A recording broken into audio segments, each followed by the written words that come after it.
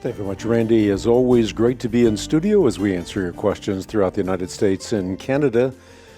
Questions coming in, indeed, from around the world. As always, the number to dial, 888-ASK-HANK, numerically 888-275-4265. Our contact information on the web, it's equip.org. Via the mail, it's Box 8500, Charlotte, North Carolina, zip code 28271, and our resource consultants, as always, standing by, 888-7000, and the letters CRI. We're featuring two resources for those who support the ministry all this month. Doubts About Darwin.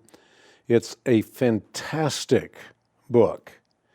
And as Michael Denton has well said, neither of the two fundamental axioms of Darwin's macroevolutionary theory, the concept of the continuity of nature and the belief that all of the adaptive design of life has resulted from a blind random process, have been validated by one single empirical discovery or scientific advance since 1859.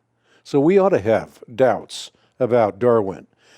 I've oftentimes said that evolution is rightly dubbed a fairy tale for grown-ups. But I think it's something far worse. I think it's a cruel hoax. In fact, the arguments that support evolutionary theory are astonishingly weak. The fossil record, for example, is an embarrassment to evolutionists.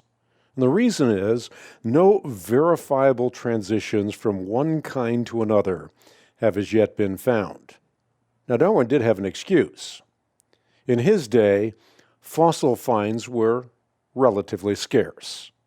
Today, however, there is an abundance of fossils, and still we have yet to find the projected wealth of transitions from kinds to other kinds. In Darwin's day, such enormously complex structures as a human egg, they were thought to be quite simple. For all practical purposes, little more than a microscopic blob of gelatin. Today, of course, we know that a fertilized human egg is among the most organized, complex structures in the universe. In an age of scientific enlightenment, it is simply incredible to think that people are willing to maintain that something so vastly complex arose by chance. And of course, like the egg, the human eye, or for that matter, the earth, is a masterpiece of precision and design that could not have come into existence by chance. Chance is simply a blow to the theory of evolution. But there's something more, and that is the laws of science, which are a bullet to its head.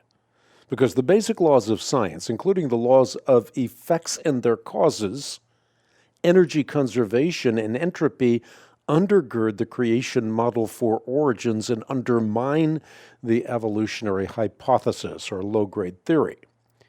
And while I would certainly fight for a person's right to believe science fiction, we should resist evolving attempts to equate the certainty of macroevolution, or the evolution from one species to another species, with such scientific certainties as the law of gravity. Ever heard anybody say that?